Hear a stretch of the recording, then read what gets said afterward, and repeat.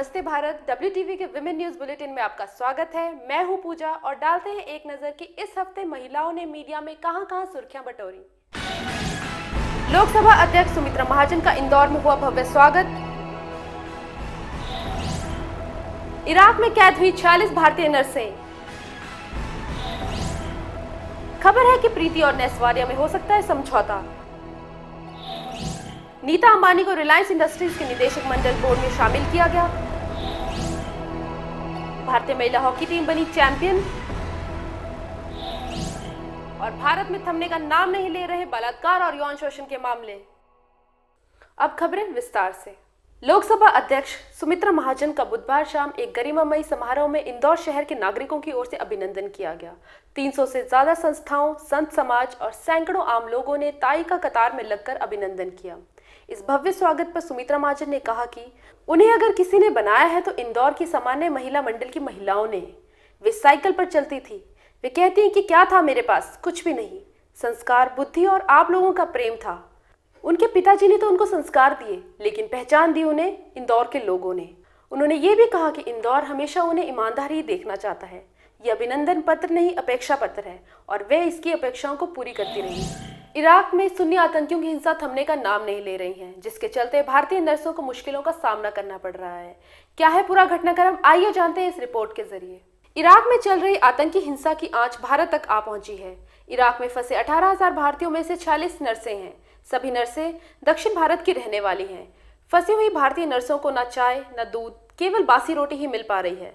नर्सों का कहना है कि उन्हें अब बच निकलने की कोई उम्मीद नजर नहीं आ रही है। मरीना नाम की एक नर्स ने एक समाचार एजेंसी को बताया कि भारतीय दूतावास के अधिकारियों ने हमसे बात की है। रेड क्रॉस की टीम भी अस्पताल में आई थी। उन्होंने जल्द कुछ करने का आश्वासन दिया है, लेकिन हुआ कुछ भी नहीं। वहीं विदेश मंत्री सुषमा स्वराज ने कहा है कि वे वहां के हालात का हर घंटे ब्यौरे ले रही हैं। मुकेश अंबानी की पत्नी नीता अंबानी को रिलायंस इंडस्ट्रीज के निदेशक मंडल में शामिल किया गया है। नीता अंबानी को इसलिए बोर्ड में लाया गया है क्योंकि नई कंपनी कानून के मुताबिक लिस्टेड कंपनियों के बोर्ड में कम से कम एक महिला सदस्य का होना जरूरी है। कंपनी की 40वीं सालाना आम बैठक में मुकेश अंबानी और नीता अंबानी के साथ साथ उनकी मां कोकिलाबेन अंबानी और उनके बच्चे भी मौजूद थे। नीता ने मुकेश के चाचा रमनी कलाल एच अंबानी की जगह ली है। वे 90 साल की उम्र में निदेशक के पद से रिटायर हुए हैं। लौटते हैं ब्रेक के बाद कुछ और खबरों के साथ। बने रहिए WTV के साथ।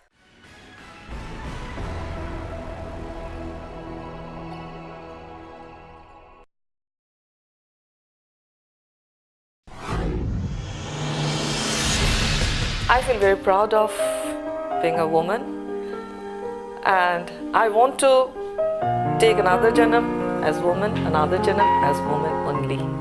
मुझे औरत होना बहुत अच्छा लगता है। अगर मैं अपने आप को पूरी पॉजिटिव और अपनी पावर को महसूस करती हूँ तो मुझे औरत होना बहुत अच्छा लगता है। औरत होना मेरे लिए एक प्राउड की फीलिंग है। मुझे अच्छा लगता है कि मैं एक औरत हूँ, एक नए जीवन को एक आधार देती हूँ, एक नया जीवन बनाती हूँ। एक अच्छी सी फीलिंग आती है जब हम माँ बनते हैं। I think it's a lovely feeling and I feel pampered, loved and enjoy being myself.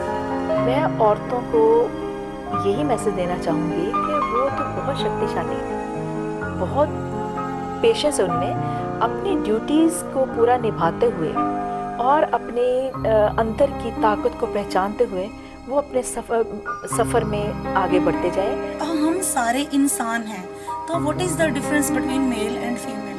क्यों नहीं फिर वहाँ पे इंसान समझ के ही चला जाता? क्यों ये डिफरेंशिएट किया जाता है कि नहीं ये यहाँ पढ़ने नहीं जा सकती, ये यहाँ रात को नहीं जा सकती, ये यहाँ दिन को नहीं जा सकती? उसे ही क्यों सेफ्टी की ज़रूरत है? मैं एक समाज में एक मिसाल कायम करना चाहती हूँ कि हम बेटियों को जब तक नहीं जीने की इजाज़त समाज में मिलेगी तब तक एक स्वस्थ और साफ सुथरी समाज की कल्पना नहीं की जा सकती। I think that there should be one such channel or one such topic or one such issue regarding which women should be taught how to protect themselves and how they should learn to speak, to stand for themselves. मैं तो हमेशा औरत को यही कहती थी, तू ही सागर तू ही है किनारा, ढूंढता है तू किसका सहारा। कभी तन में कभी मन में उलझा, तू सदा अपने जीवन में उलझा। जग से जीता तू अपने से हारा। अपने से नहीं हारना चाहिए। क्यों हारना अपने से?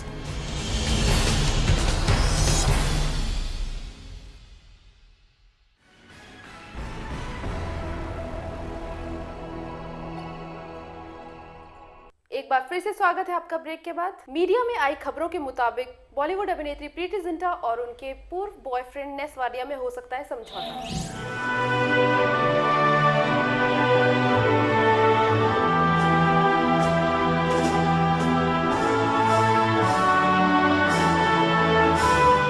अंग्रेजी अखबार टेलीग्राफ में छपी खबर के अनुसार प्रीति जिंटा समझौते के तहत किंग्स 11 पंजाब में अपनी हिस्सेदारी बेचकर अमेरिका जा सकती हैं। बता दें कि किंग्स 11 पंजाब टीम की को ओनर प्रीति जिंटा ने नेस पर बदसलूकी का आरोप लगाते हुए केस दर्ज कराया था। पुलिस ने प्रीति को आखिरी बयान दर्ज करने के लिए इस सप्ताह के अंत तक पेश होने के लिए कहा है। उधर नेस की कंपनी के कुछ लोगों ने भी प्रीति के खिलाफ शिकायत दर्ज कराई है।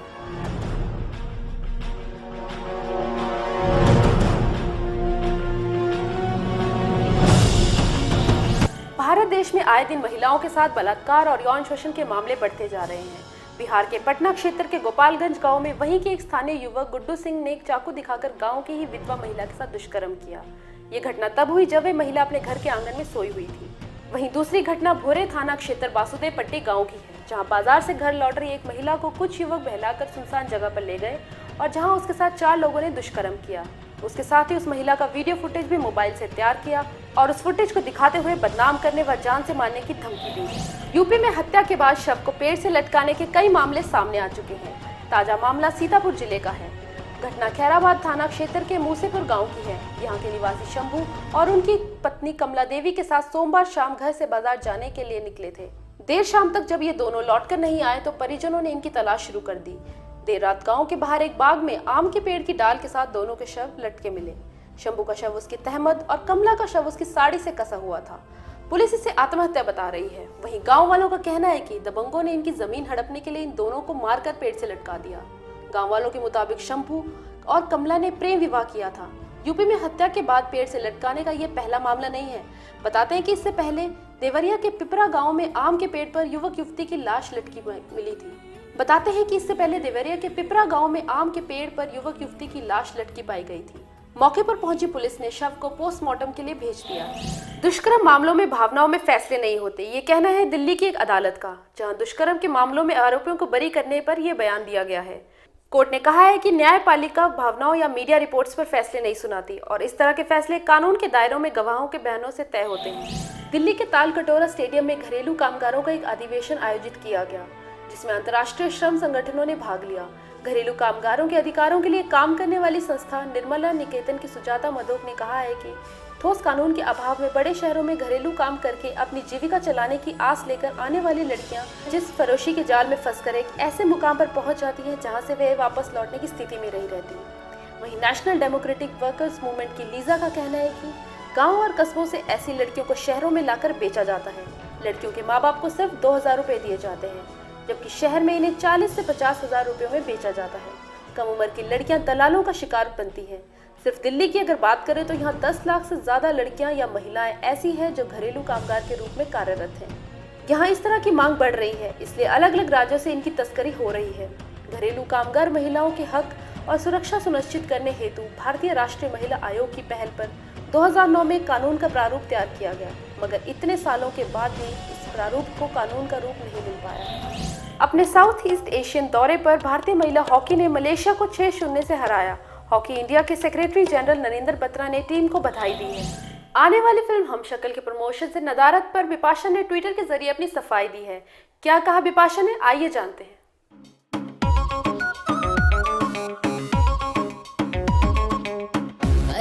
शम्मा चलाए चल जाए ना बिपाशा,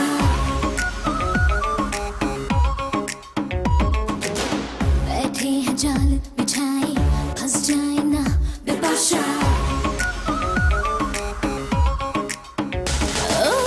मेरे बरिया भी बरिया तुम निचले जरा सा, कर ले तू थोड़ा तमाशा। जानू मैं तो जानू तो है मुझसे जुड़ा सा,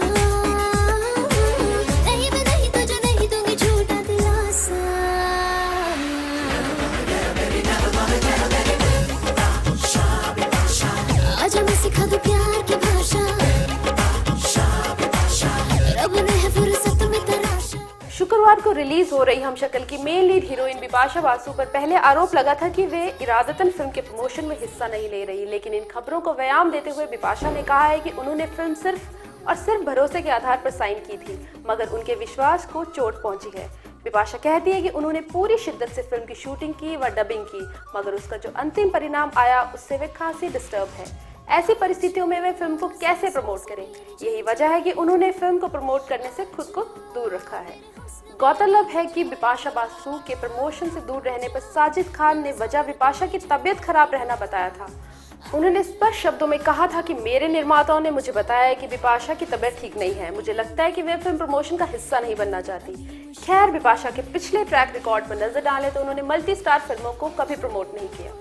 जिसने भी मुझ पे दिल हारा कहलाएगा वो बेचारा।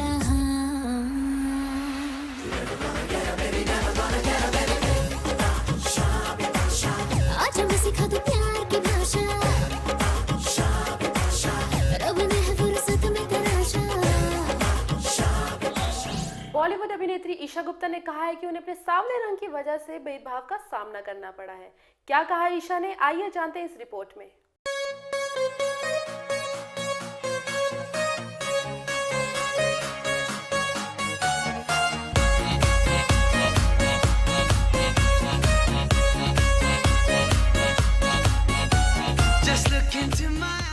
ईशा गुप्ता ने साल 2012 में जन्नत 2 से अपने करियर शुरू किया और कुल मिलाकर 5 फिल्में वे अभी तक कर चुकी हैं, लेकिन उन्हें अपने परिवार में ही भेदभाव का शिकार होना पड़ा और इसकी वजह थी उनकी त्वचा का रंग। ईशा कहती है कि उनकी बहन बहुत गोरी है जबकि वे सांवले रंग की है। इसी वजह से वे परिवार में काफी भेदभाव की शिकार हुई, जिसका परिणाम था कि उनकी बहन को हमेशा उनसे ज्यादा तवज्जो दी गई। ईशा गुप्ता साथ में ये भी कहती हैं कि इसी वजह से वे गोरेपन को कभी प्रमोट नहीं करती।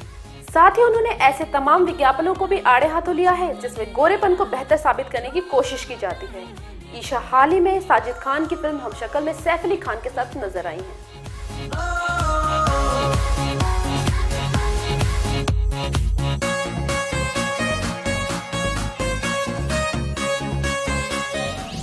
खत्म होता है WTV इंडिया का विमेन न्यूज बुलेटिन और खबरें निरंतर वजूद में हैं। हमसे जुड़े रहने के लिए लॉग इन कीजिए www.wtvindia.com पर।